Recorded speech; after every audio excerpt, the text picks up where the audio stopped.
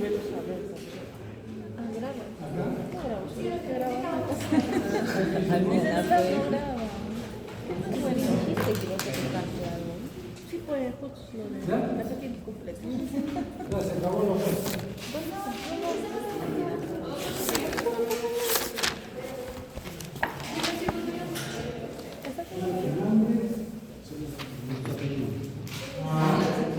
La pizarra no escribe.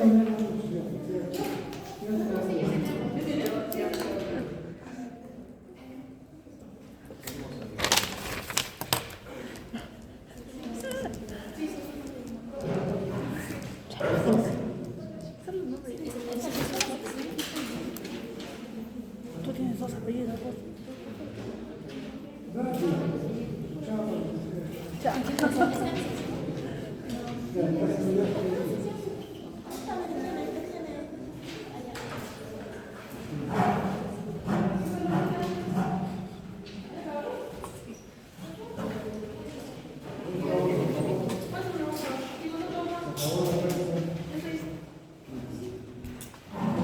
Ustedes van a ser castigados. Sí. Van a tener una bonificación en el quiz por puntualidad.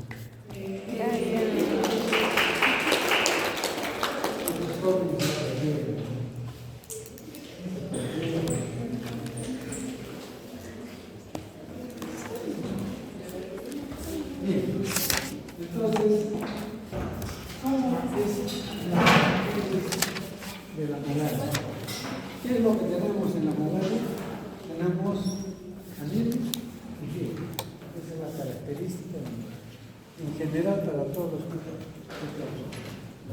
Entonces, ¿cómo es que se escucha la anemia? La anemia se explica por la reproducción de parásitos. Hemos visto que parásitos se reproducen a nivel de los eritrocitos. Y entonces lo rompe prácticamente la reproducción de otro detalle es que es captura de los hematíes en el sistema reticular biliar. ¿Y dónde es el sistema reticular biliar? El vaso. Y el hígado, los macrófagos tienen un nombre. ¿Cómo se llama eso? Células de Hütter. Entonces, bien no puede haber ósea también. Entonces ahí todo el material que está parasitado va a ser capturado y destruido. Por eso estos órganos, tanto destruir parásitos que tienen pigmento malárico, se envejecen. En la biopsia de estos pacientes, de los pacientes que mueren por malaria, se encuentra el hígado, el vaso, la médula ósea envejece por el pigmento malárico. Pero no solamente que capturan hematíes parasitados, sino basta que tengan alguna del parásito pegado a la membrana, también los destruye. Incluso puede haber hiperesplenismo. ¿Qué quiere decir? Comienzan a destruir hematíes incluso sanos. Entonces aumenta la función del vaso en la destrucción de hematíes.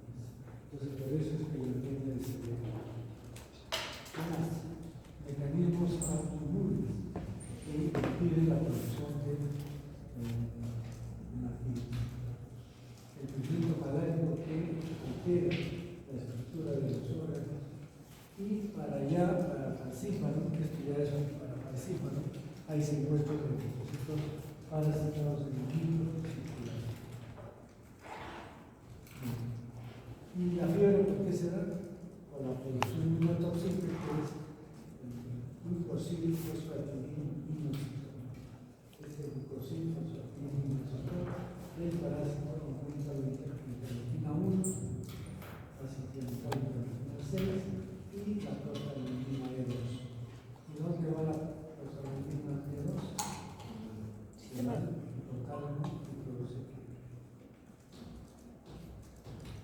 Bien, eso es para toda la malaria en general.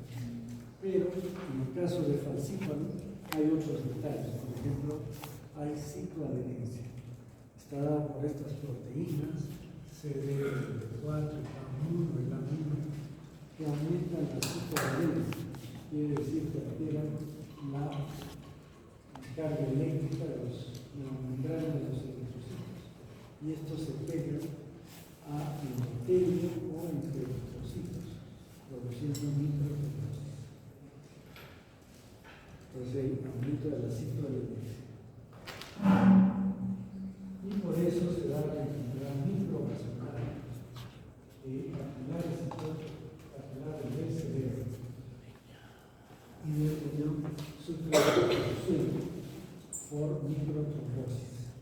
Esta microtrombosis se debe ver en todos los órganos, pero donde tiene importancia en los órganos que tienen circulación periférica. No hay circulación colateral. ¿Cuáles son esos? Todos los que tienen infarto. Infarto de qué órgano?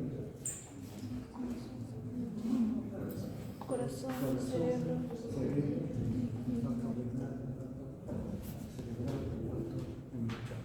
O sea, se obstruye y toda esa área ya no se irriga. Entonces entra en hipoxia, porque no hay isquemia, hipoxia, no, es parte de eso. Pero por eso es importante,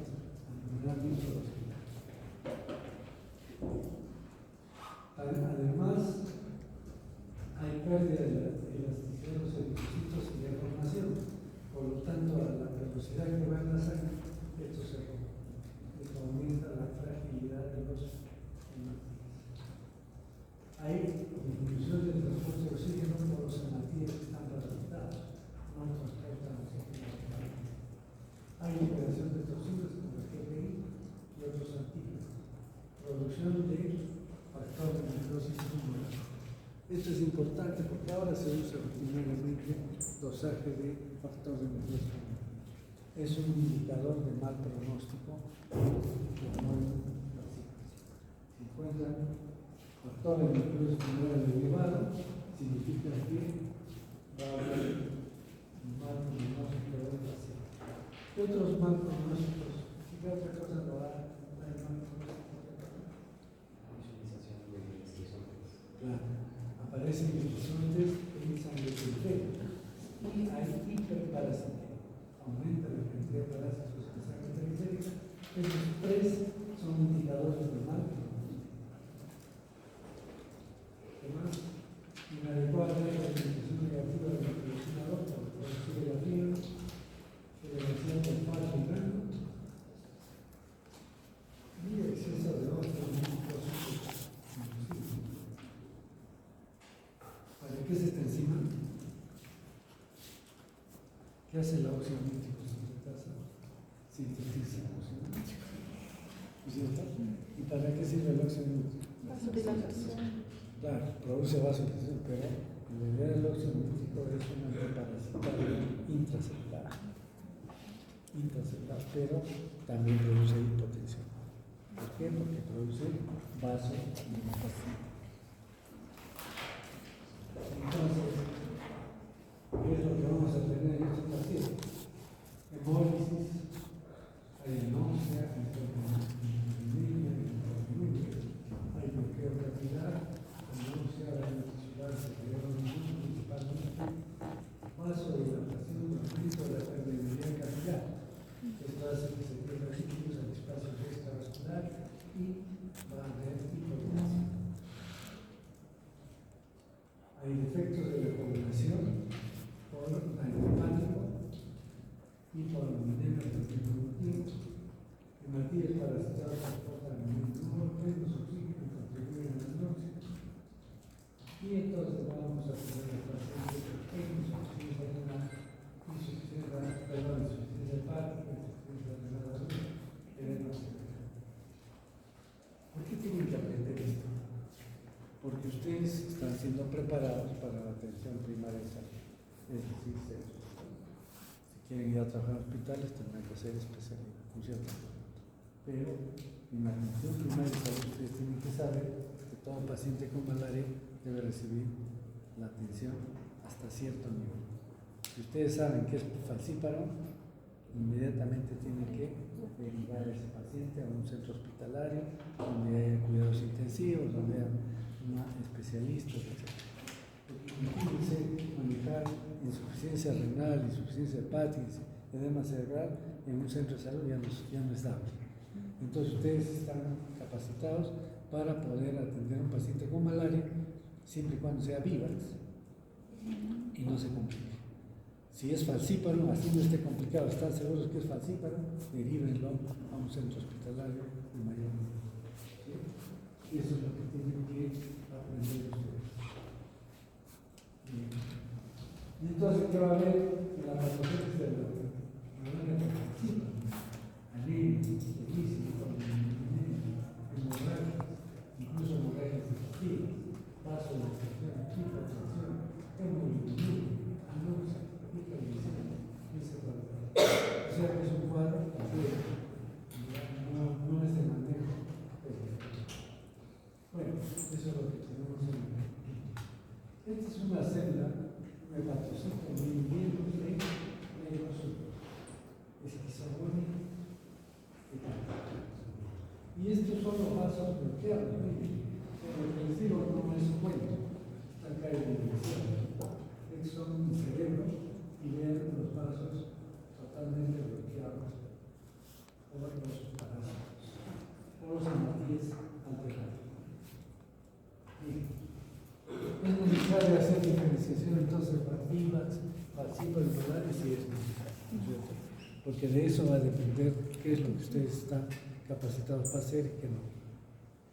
Entonces, los nuevos VIVAX tienen un periodo de incubación de 9 a 15 días, 2 semanas. Falcíparo más o menos igual, pero malaria 30 a 40, más de un mes. Esto es importante para saber en la anamnesis dónde ha estado hace 30 días, hace cuánto tiempo ha estado en zona malarígena, para saber si el cuadro corresponde o no a malaria, ¿no? Si por ejemplo dice, ya ha estado pero hace tiempo, no puede tener un cuadro, debe ser otra causa. Los hematíes parasitados en VIVAX parasitas jóvenes, grandes, falcíparo cualquier hematíe, y malaria solo los maduros, pequeñitos. La etapa exoeritrocítica, es decir, en el hígado, puede haber persistente hasta por 3 años en VIVAX. En falcíparo no, se limita una sola vez, un ciclo, y no hay inmunosoides. En malaria puede persistir la enfermedad hasta 20 años, por los signos. Entonces, esto es importante en malaria.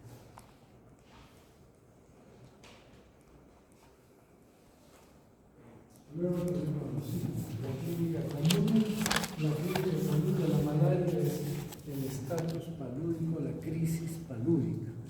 Y la crisis palúdica comprende fundamentalmente estos 3 síntomas. Primero es escalofrío.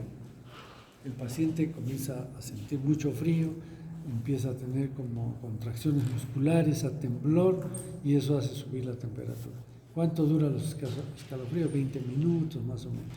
Y de ahí viene la fiebre, por encima de 40 grados. Y esto va a hacer que el paciente tenga esta fiebre muy alta durante 6 a 8 horas. Y de ahí viene una sudoración profusa. El paciente suda, moja la cama, moja la ropa, y con eso cae la fiebre. Cae la fiebre y ya no se presenta esto hasta 48 o 72 horas según el tipo de enfermedad. Al inicio de la enfermedad puede ser que presente fiebre todos los días, pero después poco a poco se instala ya el ritmo y las escalas. Además, ¿qué podemos ver? Cefalea, migrañas, artralgias, náuseas. Y los signos hepatorenal, anemia, o sea, la candidez, y esplenomegalia. En la antigüedad no había métodos de diagnóstico para malaria. Y entonces, ¿qué se hacía? Se hacía el diagnóstico palpando el vaso. Incluso le decían la enfermedad del vaso crecido, ¿no? O sea, palpaban el vaso, estaba crecido y había fiebre, eso es malaria. ¿Por qué? Porque es muy frecuente la esplenomegalia. Hay ictericia y aromatatitis. Este es un paciente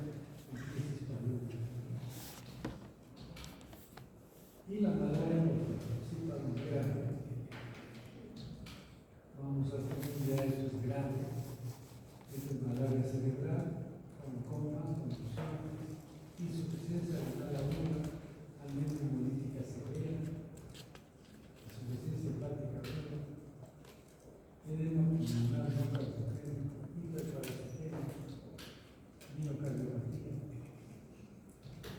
coagulación interarticular diseminada, hipoglicemia y multiplicación.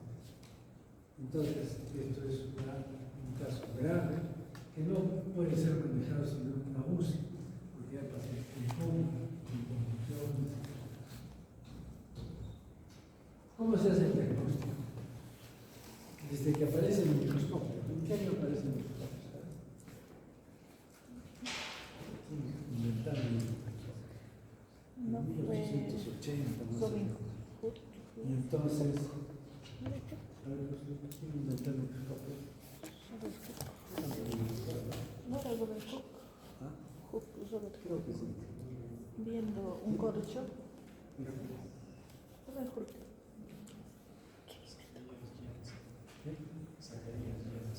Janssen. Ya. 16. Pero sería un microscopio muy simple. Pero en 1800 ya empiezan la observación Creo que observó, adecuada de creo que fue el los primer hematíes. curso. Y entonces encuentran ya el parásito en 1880. Ya se diagnóstico de hematíes parasitarios. Entonces, esto hace que se pueda hacer esta técnica, frotis y gotas. Esto viene desde 1880 hasta la fecha. O sea, imagínense, es una técnica que debe ser buenaza para que persista 200 años y se sigue usando. Es barata, es fácil de hacer, no se hace como requisito, solo se puede usar. Entonces, esta técnica se usa, que es el frotis y gotas. Frotis ustedes ya lo saben. Entonces, una gotita de sangre se hace con otras láminas, se estiran para que los hematíes se separen y se puedan ver individualmente cada uno. Y ahí se buscan los parásitos. Se colorea con yensa y con eso sirve para eso. Y la gota gruesa, más bien, algunos hacen en la misma lámina, pero yo no le veo sentido. ¿Por qué? Quizás para ahorrar láminas, ¿no? Pero es tan barato la lámina. ¿Por qué? Porque el frotis se espera que seque la sangre, se fija con metanol y se colorea con yensa inmediatamente. Pero la gota gruesa no. La gota gruesa se ponen 2 o 3 gotas de sangre, con la aguja se mueve hasta sacar la fibrina, que es como un hilito que sale, y se deja ese manchón de sangre. Al día siguiente, si yo voy a colorear eso, no voy a ver nada, porque es un manchón. Entonces tengo que romper los hematíes. ¿Qué le he hecho? Agua destilada.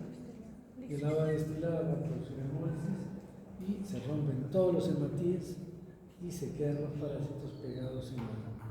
Todos en un mismo sitio. Entonces, un método de concentración permite ver el parásito.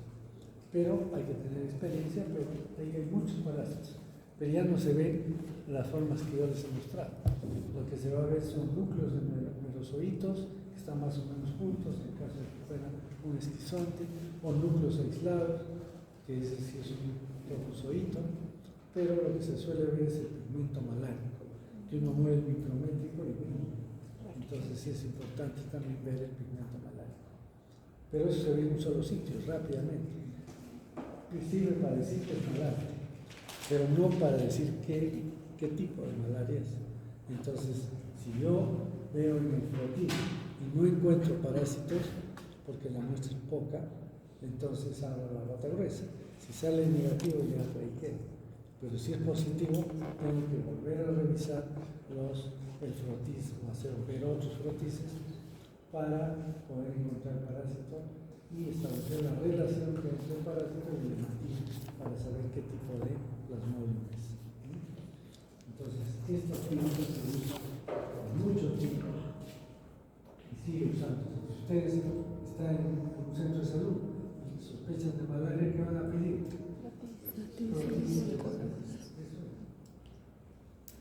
Hay otra técnica que es la coloración del ADN.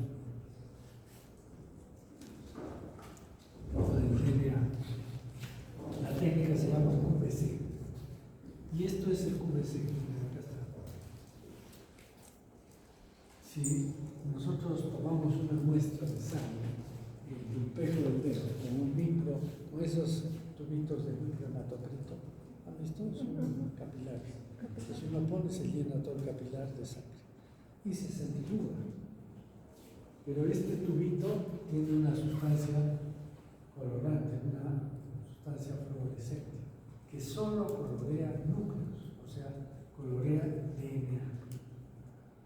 Entonces, si yo hago la centrifugación, acá tengo los hematíes, al fondo, pues se usa para microhematocrito.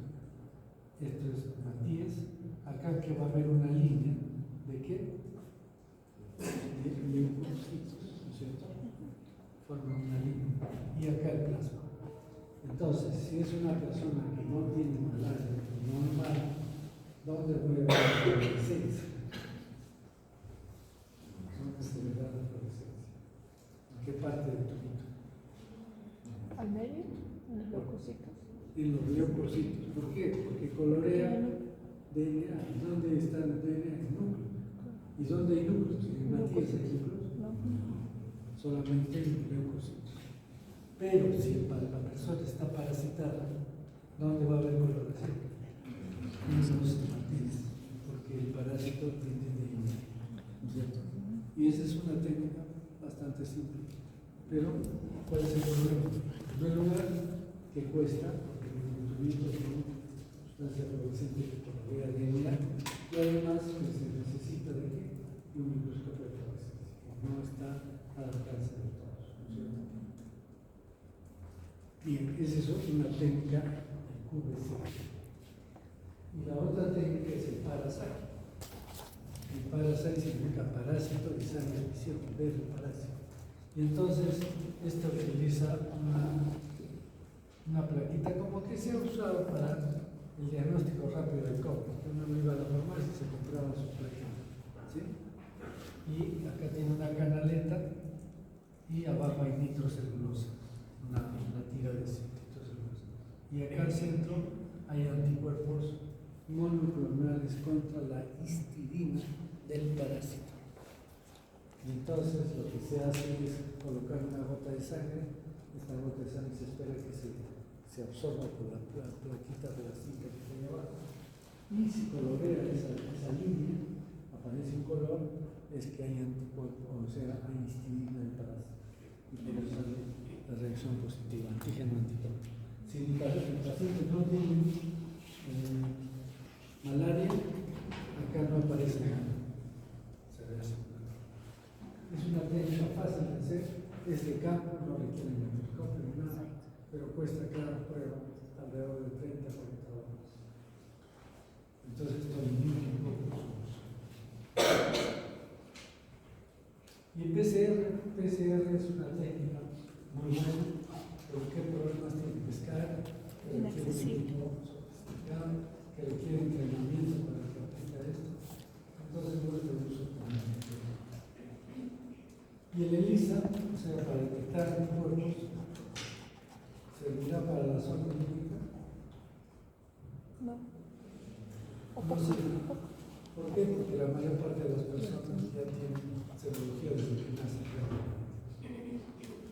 Pero sí sirve para un paciente que está en un país donde no hay nada y que ha ido a zona endémica y regresa, y entonces le hacen serología, sale positivo, es decir, porque en su zona no hay.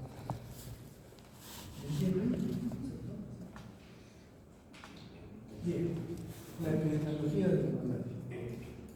Miren, es tan importante la malaria que la mitad de la población mundial está expuesta a la mitad de la población. O sea que es un problema de salud pública mundial.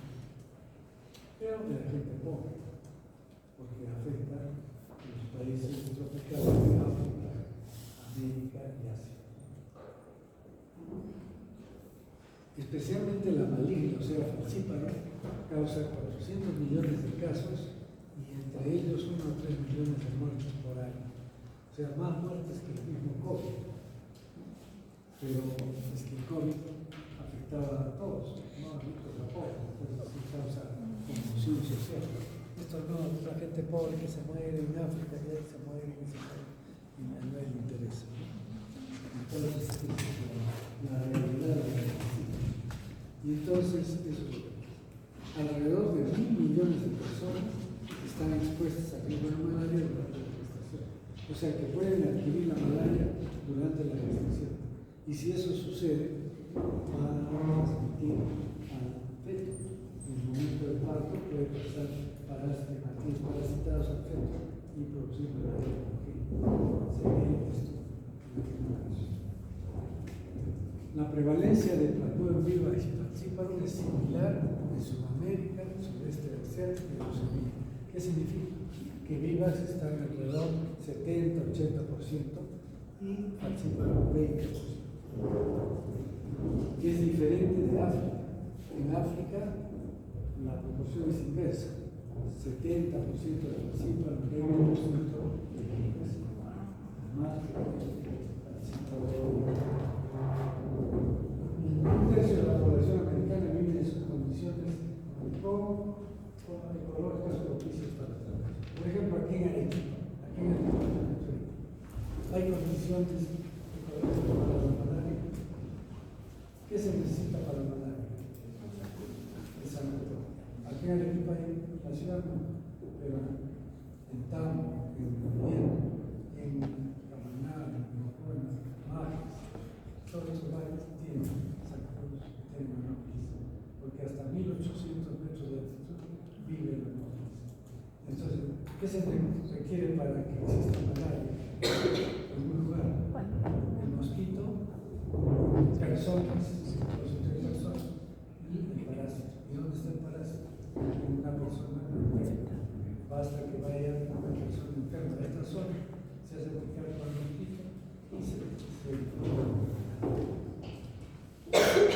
Brasil tiene el mayor número absoluto de casos de malaria en América. Claro, tiene una población enorme. Pero si es por prevalencias, Guayanas y Belice tienen un poco más que Brasil. ¿Esto qué es? ¿Qué conoce esto? ¿Ah? ¿Conocen? El canal de Panamá. ¿Y por qué lo ponen? Porque el canal de Panamá iba a ser construido un poco más al sur por los franceses. Y encontraron dificultades de terreno, pero fundamentalmente se morían sus trabajadores. ¿Y de qué morían? Malaria y fiebre amarilla. Entonces mataba a la gente, ya no querían trabajar, etc. Y cuando encontraban dificultades del terreno, ahí dejaron el proyecto. Entonces, muchos años después, Estados Unidos toma este proyecto. Ya aparecen profilaxis para malaria, vacuna para la fiebre amarilla, entonces ya se protegían, pero aún así ha muerto mucha gente en la construcción de este canal. ¿Y a quién pertenece este canal? ¿No? Pertenecía a Estados Unidos, porque lo construyeron. Y entonces, hasta que en los años 90, me parece, resulta que escolares de secundaria, de quinto de secundaria, van para conocer el canal, piden permiso, porque estaba controlado por los marinos de Estados Unidos. Y entonces entran al canal de conocer y los chicos pues saben cómo son los marinos. Comienzan a tener roces con los militares. Y después uno de los chicos agarra, se sube al pedestal, saca la bandera de Estados Unidos y la pisotea. ¿Y qué hacen los soldados? Pues disparan y matan a los chicos de 15 años. Entonces toda la población se levanta, tienen apoyo de todo Centroamérica, después de todo el mundo, y finalmente creo que ha sido Nixon que dice ya, que el canal se queda para España y se retira Estados Unidos. Entonces ahora es gerenciado por Panamá. Pero Trump quiere volver a tomar el canal porque es un canal estratégico. Y esto es un sistema bien ingenioso porque el nivel de agua del Atlántico no es igual al del Pacífico. Entonces No es que simplemente hago un canal y pasan los barcos. Solo pasa. Hay un canal para ida y otro canal para venida. Y entonces, este barco, por ejemplo, llega hasta, bueno, en primer lugar, un poco más lejos, el capitán del barco le cede la conducción del barco a un experto. Y ese experto lleva el barco hasta ubicarlo en el canal, que es, miren, casi está justo. Entonces, simplemente lo deja prendido cuando ya llega a estas esclusas, porque son esclusas, donde hay diferentes niveles de agua. Entonces, estas locomotoras tienen unas cadenas que las amarran al barco y comienzan a correr en una línea. Entonces comienzan a jalar al barco hasta que llegue. Cuando llega ahí se para, porque este nivel de agua es diferente a este. Entonces abren esta esclusa, estas puertas se abren, pasa el agua y se levanta el barco. Y entonces avanza para esta otra esclusa. Y así son como 4 esclusas que van avanzando hasta que finalmente ya atraviesa todo. Pero lo interesante es que Cristo ha servido, pues, o ha causado la muerte de mucha gente por malaria y por fiebre. Y causar la fiebre mundial.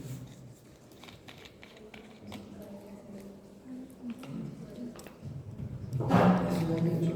¿Sí?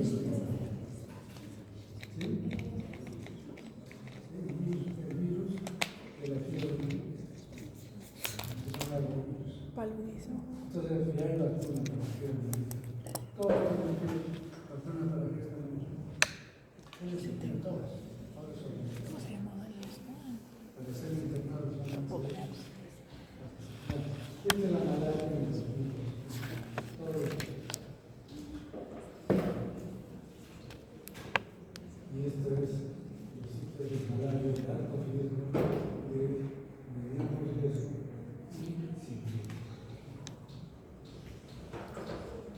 En el Perú hay estos datos, sin embargo no tienen mucha utilidad porque hay un subregistro marcado, porque la gente sufre de malaria y no se registra, va a la farmacia y se compra sus medicamentos, sobre todo en zonas endémicas. Entonces no se registran todos los casos. Y el predominio de las vivas sobre el falciparum era importante. En los años 80, 90, el 97% de casos eran vivas, 2% falciparum y 1% malaria. Pero ¿qué sucede? Cambiaron las condiciones ecológicas. Como ven acá, exploración de petróleo, colonización, crecimiento demográfico de la Amazonía, fenómeno del niño. Este fenómeno del niño trajo el falciparum a Tumbes, Piura, Chiclayo y toda la selva. En la selva hay un río que se llama Putumayo. Y el Putumayo divide la zona malarígena con falciparum para el norte y sin falciparum para el sur. Sin embargo, esto se ha roto debido sobre todo al narcotráfico y a la guerra del Ceneba. El narcotráfico, ¿qué hace? Avionetas circulan rápidamente de un sitio a otro, Colombia sobre todo, que tiene falciparum, y entonces llevan personas enfermas, llevan mosquitos, y las avionetas regresan, y entonces ha aparecido un aumento de falciparum. Ha llegado a tenerse 80% de malaria, 18% de falciparum, 1% de malaria. O sea, vivas, la mayor parte, un incremento notable de falciparum y el malaria se ha mantenido más o menos igual. Entonces, esto pues debido a estos problemas ecológicos y sociales. ¿Y esto qué es? El cultivo de arroz es el sitio más adecuado para el desarrollo de los mosquitos. ¿Qué dice acá? A partir de las 5 de la tarde hay que ver la enfermedad con malaria. ¿Por qué? Porque el mosquito es vespertino y nocturno. Pica en el atardecer y en la noche. En el día normal se pierden los hábitos. Y este es malaria con pipas. Aquí es todo alrededor. Y es también las zonas de alto riesgo para adquirir malaria, es la selva, por supuesto, mediano riesgo, todo lo que es Puerto Maldonado, las cejas de selva, y acá incluso Chiclayo, Piura y Tumbes tienen falcipa, y es de alto riesgo. Y los demás son zonas de poco riesgo, mediano riesgo, pero en realidad todos los departamentos, excepto pues, pero tenemos las condiciones para que en cualquier momento pueda vivir. Entonces, ¿cómo evitamos tener malaria? ¿Las vacunas están en desarrollo? Sí. En el año 2000, más o menos, en el inicio de este siglo, Patarroyo es un investigador colombiano que trabajaba con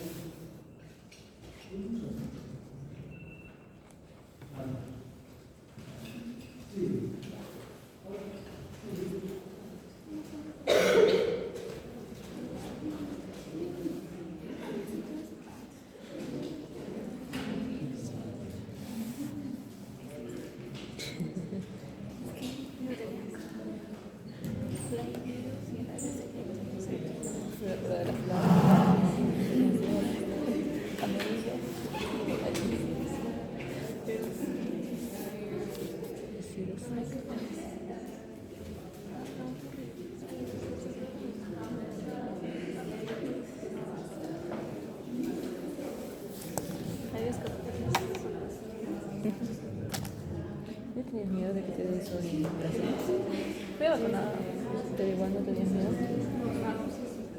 Gracias a los que me enteré, es que todos los de acá tienen aire acondicionado. No es como que sean números y hayan pisos. Lo que sí vieron a la persona de tu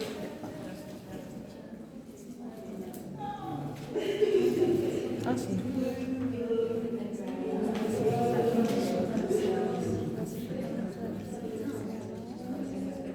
Internacional peruano, ¿no?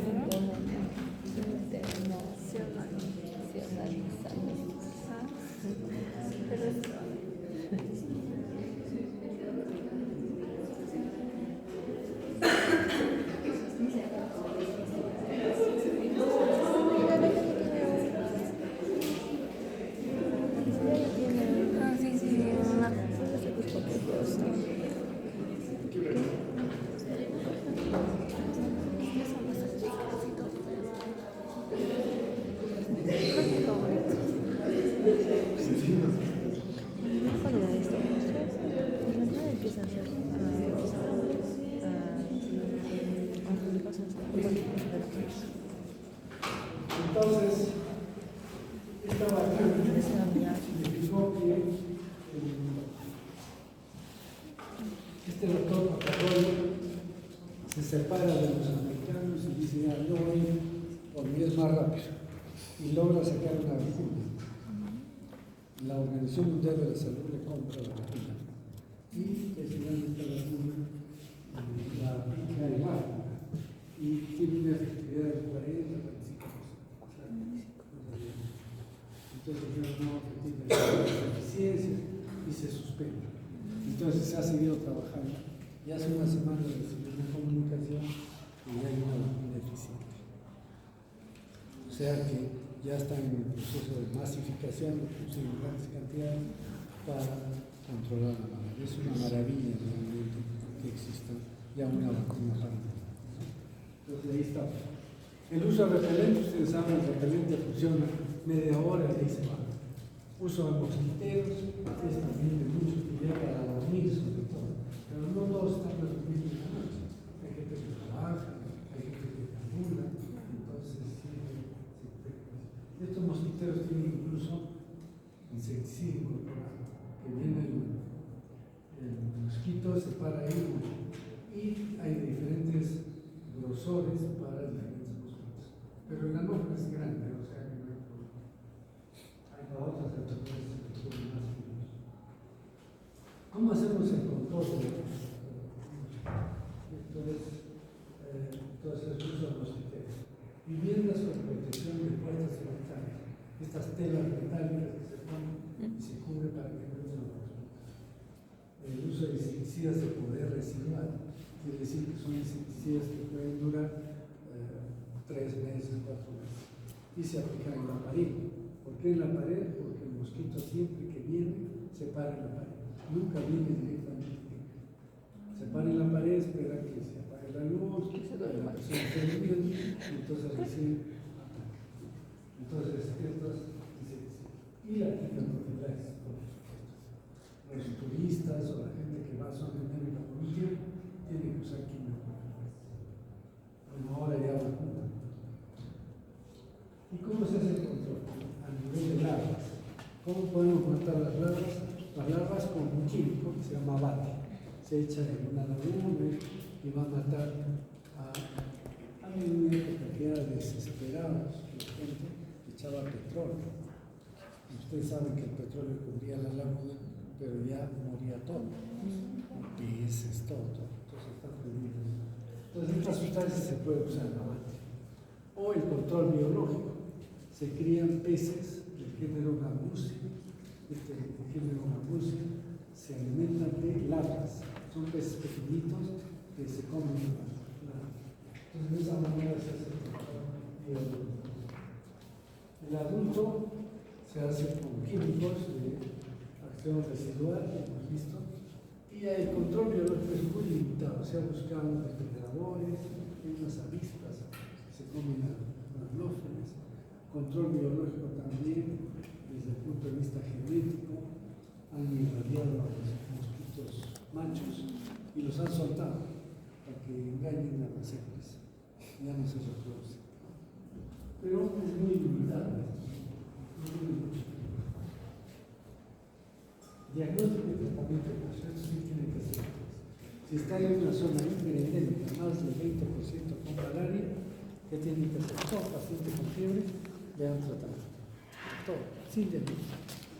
Es una excepción de medicina. Si es una zona endémica, no hiperendémica, entonces ¿qué es lo que tienen que hacer? A todo paciente con fiebre, frotis y tratamiento. Si sale positivo, tratamiento. Entonces, ¿cuál es el objeto de esto? Es disminuir las personas infectadas y por lo tanto la fuente de infección para los mosquitos. Por eso es una medida de control. Empieza a recetas estatales también con la misma idea de desaparecer los mosquitos, subir el agua, tanques, depósitos de agua, porque si no hay más colocar sus cuerpos, lo vamos a hacer. Y él es un poseedor de infección. Así se hace la infección. Y la quimioprofilaxis, ¿cómo podemos hacer quimioprofilaxis? Como mefloquina. Se da una vez a la semana y una vez antes del viaje. O sea, si yo voy a viajar a la zona endémica la próxima semana, tengo que tomar el día jueves una tableta. El jueves siguiente, que ya estoy en zona endémica, otra tableta. Todas las semanas una tableta. Todos los jueves una tableta. Y cuando regrese, durante 4 semanas, también todos los jueves. Ese es el tratamiento completo. Los turistas no sé por qué no usan mefloquina, usan doxiciclina. Todos los turistas y van a ir a zonas mandarígenas, se toman doxiciclina. ¿Y qué hace la doxiciclina? Ustedes supongo que algunos han usado, es para el acné. Se usa también el tratamiento de acné. Es una tetraciclina que se da una vez al día, todos los días. O sea, yo voy a viajar a la zona endémica, entonces inmediatamente tomo un día antes de viajar mi doxiciclina. Todos los días que esté en la zona endémica. Y durante 4 semanas también, todos los días, una tableta de doxiciclina. Esa es la quimioprofilaxis.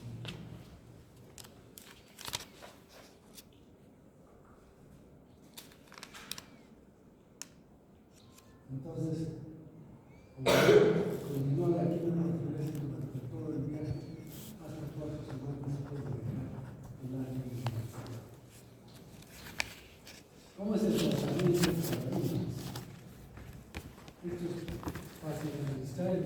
de salud tiene el medicamento, se dan la cloroquina y la primaquina.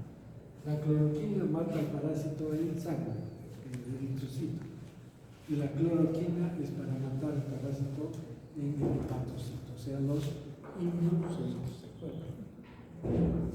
La cloroquina se da como si fuera un equipo de fútbol. ¿Cómo es el esquema de un equipo de fútbol? 4-3-3. Antes usaba ese esquema, 4-3-3. Ahora también. Ahora el esquema oficial es 4-4-2. Más defensivo.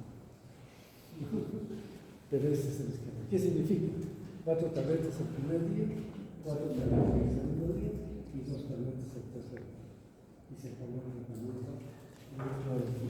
Y después se da por 14 días una tableta diaria de primer día. Entonces con eso estamos solucionando el problema. Pero hay zonas endémicas que son resistentes a la cloroquina. Entonces, es que antes se usaba la cloroquina como profilaxis, como quimioterapia. Entonces se ha usado tanto que hay resistencia. Entonces, ¿qué pasa si es resistente a la cloroquina? Le damos sulfadoxina, con pirimetamina. ¿Para qué otra enfermedad damos esto? Sulfadoxina más pirimetamina. Para torsoplasma. Y entonces esto se da en una sola dosis, 3 tabletas. Y el artesunato. El artesunato es una sal derivada de una planta china, que es la artesinina. Y esta artesinina se produce en una planta y se echa una sal, que es el artesunato.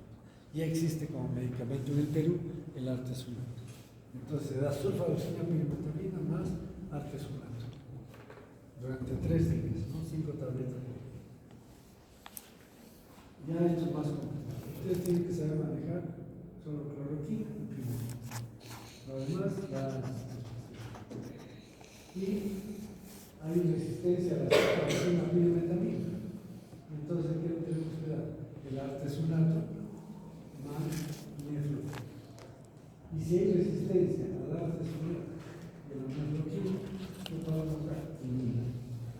¿Y dónde se saca la quinina? El agua de la quinina. Y se da a 6 tabletas por día. Y se le asocia con clindamicina. Clindamicina y primequina, las 3 horas. Esto es para cuando hay resistencia a la vacunación, pero ya es fácil. Y se va a ver los que no conocen. Acá se sembró una de la quina en la entrada, se sembró, pero no que las veces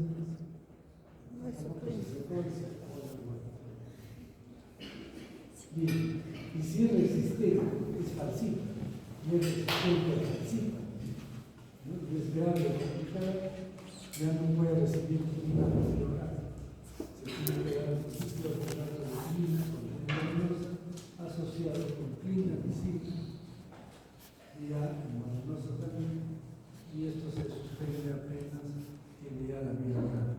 Si habla con un paciente mejora, se puede cambiar a vida, ¿no? Por cierto. Y eso es